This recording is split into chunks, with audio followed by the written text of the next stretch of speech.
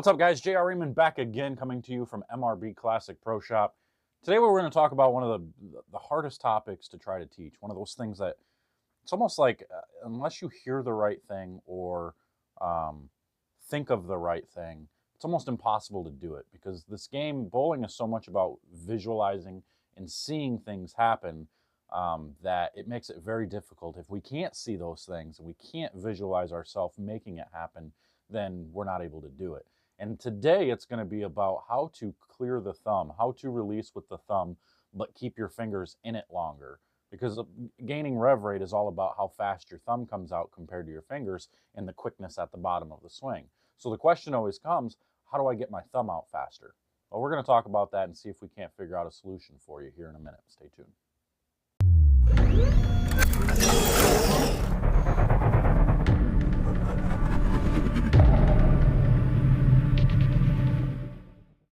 All right, welcome back, guys. So we're going to talk a little bit about the release and how we can release with the thumb a little bit quicker. Because creating rev rate, creating that extra spin, is all about how fast your thumb gets out of the ball compared to your fingers. So your fingers have to stay in the ball, pinch longer than what your thumb does. So if we take a look, I'm going to lower this down for you a little bit so you can see release point. Lower down, zoom in, right about there. So if we take a look at ball roll, use a ball with some color. If I'm down here and all I do is just release with my fingers and thumb at the same time, watch the ball. Watch how it barely spins. See how it's barely rolling down the lane? It's just thump, thump, thump, thump, real slow. So the idea is to make sure our thumb gets out faster. So we're going to do a drill, which will be right at the foul line.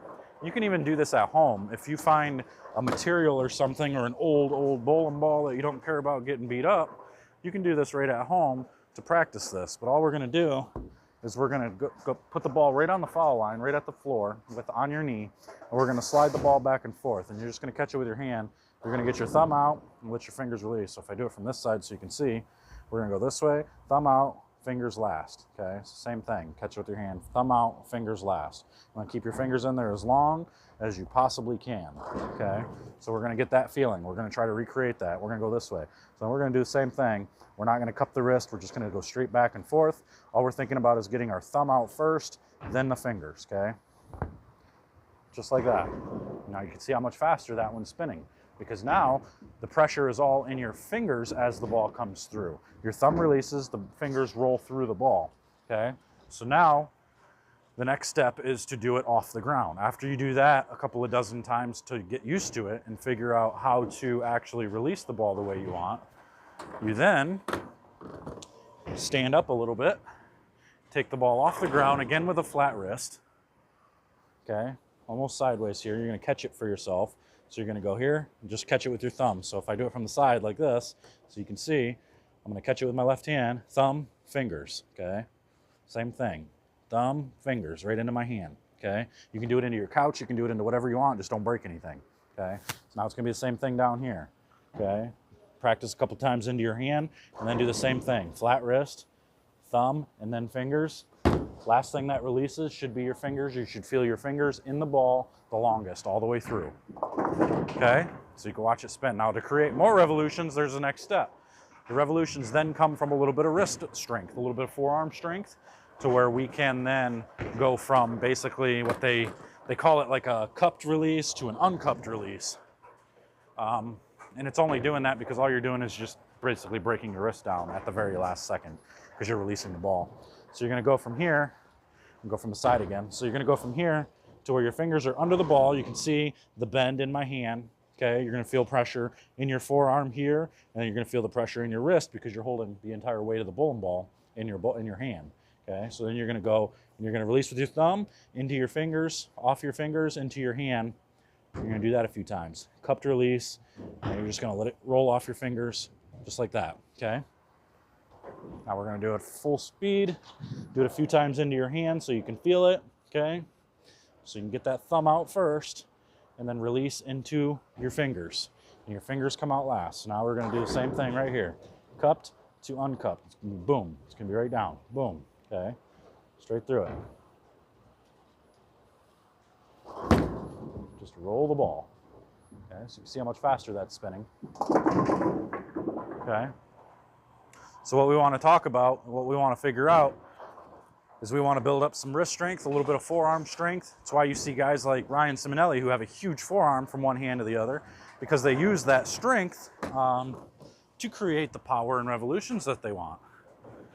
So what you want to think about is you want to be able to not see your fingers on the top of the ball. You shouldn't be able to see all of this bowling ball here. So you want your fingers to be up underneath it when you do this. Straight up here. Think about dragging your fingers on the approach when you're releasing the ball. So you're going to do it this way. So then to really get rev rate, do it fast. Release really fast with your wrist. And that's where you get rev rate from. So this is just a real quick version, some of the drills you can do to try to help learn to release the ball with your thumb faster.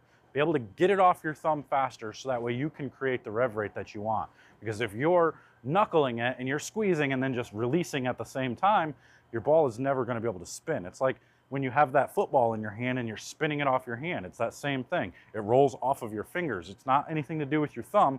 It rolls off of your fingers. So you got to get it off your thumb faster. So focus at the foul line of rotating that ball, letting the thumb come letting the ball come off of your thumb and into your hand with your fingers so that way you can catch it. You can do that at home. You could literally stand here just like this, throwing it into your hand the entire time, just getting that feeling of your thumb coming out first, your fingers last, keeping your fingers below the ball, almost dragging them on the ground as long as possible.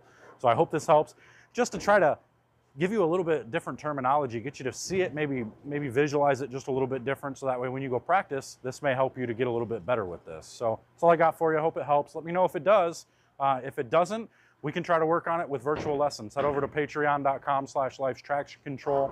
Sign up over there. We'll get you taken care of there. Otherwise, come over to Classic Lanes and come see me here. If you're in the area, we'll do some one-on-one lessons, and I will guarantee we can get this fixed and a little bit better for you, and better each time we work on it. So until next time, guys, take care, and we will see you guys later. Thanks.